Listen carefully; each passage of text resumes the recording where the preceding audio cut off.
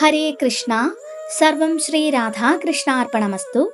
അധ്യായം 3 കർമ്മയോഗം. ശ്ലോകം 6. കർമ്മേന്ദ്രിയാണി സംയമ്യ യാസ്തേ മനസാ സ്മരൻ ഇന്ദ്രിയാർത്ഥാൻ വിമൂഢാത്മാ മിഥ്യാചാര സ ഉച്യതേ. വിവർത്തനം: കർമ്മേന്ദ്രിയങ്ങളെ നിയന്ത്രിച്ചാലും വിഷയങ്ങളിൽ മനസ്സിനെ വ്യാപരിപ്പിച്ചുകൊണ്ടിരിക്കുന്നവൻ സ്വയം ഭ്രമിപ്പിക്കുകയാണ്. കപടനാട്യക്കാരൻ എന്നാണ് അയാളെ പറയേണ്ടത്. ഭാവാർത്ഥം: കൃഷ്ണാവബോധത്തോടെ പ്രവർത്തിക്കുവാൻ കൂട്ടാക്കാത്ത ചില കപടനാട്യക്കാരുണ്ട്. അവർ ധ്യാനം അഭിനയിച്ചുകൊണ്ട് മനസ്സാ ഇന്ദ്രിയ സുഖങ്ങളിൽ മുഴുകുന്നു. അഭ്യസ്തവിദ്യരായ അനുയായികളെ ഭോഷ്കു പറഞ്ഞ് കബളിപ്പിക്കാനായി ഇവർ ശുഷ്കമായ തത്വജ്ഞാനം പറഞ്ഞു നടക്കും. ഇത്തരക്കാർ അറുവഞ്ചകരാണെന്ന് ഈ പദ്യം ഘോഷിക്കുന്നു.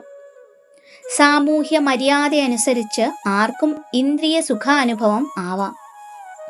തൻ്റെ സ്ഥിതിക്കനുസരിച്ചുള്ള നിബന്ധനകൾ അംഗീകരിച്ചുകൊണ്ടാണങ്ങനെ ചെയ്യുന്നതെങ്കിൽ ക്രമേണ ജീവിതശുദ്ധി നേടുകയും ചെയ്യാം. എന്നാൽ യോഗിയെന്ന് നടിക്കുകയും വാസ്തവത്തിൽ വിഷയസുഖങ്ങളെ അന്വേഷിക്കുകയും ചെയ്യുന്നത് കടുത്ത വഞ്ചനയാണ്. ചിലപ്പോൾ തത്വജ്ഞാനത്തെപ്പറ്റി പ്രസംഗിക്കുന്നത് കൊണ്ട് മാത്രം അയാൾ യോഗിയാണെന്ന് കരുതിക്കൂടാ. അയാളുടെ അറിവ് കൊണ്ടും ഫലമില്ല. കാരണം അത്രയും പാപിയായ ഒരാളുടെ അറിവിൻ്റെ ഫലങ്ങൾ ഭഗവാന്റെ മായാശക്തിയാൽ നഷ്ടപ്പെട്ടു പോകുന്നു. അത്തരമൊരു വഞ്ചകന്റെ മനസ്സ് എപ്പോഴും മലിനമാകയാൽ അയാളുടെ ധ്യാനയോഗ അഭിനയങ്ങൾക്കും വിലയില്ല തന്നെ.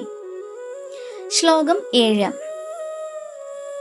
യസ്ത്വന്ദ്രിയാണി മനസാ നിയമ്യാരഭതേർജുന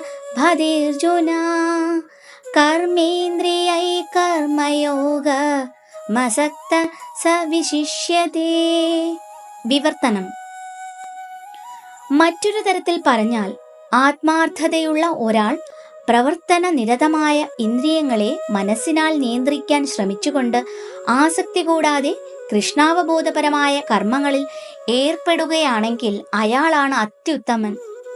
ഭാവാർത്ഥം: സ്വച്ഛന്ത ജീവിതത്തിനും ഇന്ദ്രിയ സുഖാനുഭൂതികൾക്കും വേണ്ടി അതീന്ദ്രിയജ്ഞാനിയെന്ന് നടിക്കുന്നതിനേക്കാൾ വളരെ നല്ലത് തൻ്റെ പ്രവൃത്തിയിൽ ഉറച്ചു നിന്നുകൊണ്ട് ഭൗതിക ബന്ധങ്ങളിൽ നിന്ന് മോചനം നേടുക എന്ന ജീവിതോദ്ദേശം നിറവേറ്റി ദൈവസാമ്രാജ്യം പോകുന്നതാണ്.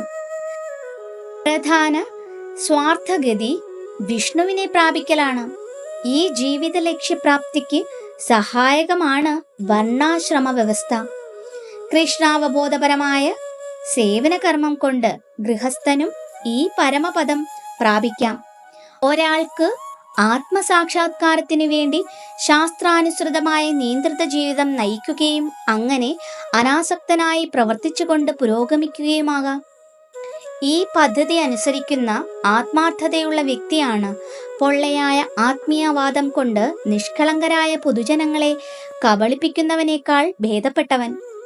ധ്യാനാദികളെ ഒരു ജീവനോപായം മാത്രമായി കരുതുന്ന കപടവേഷധാരിയായ ഒരാളെക്കാൾ എത്രയോ നല്ലവനാണ് മനസാക്ഷിയോടെ തെരുവ് തൂക്കുന്ന ഒരു തൂപ്പുകാരൻ. ഹരേ കൃഷ്ണ. സർവം ശ്രീ രാധാകൃഷ്ണാർപ്പണമസ്തു.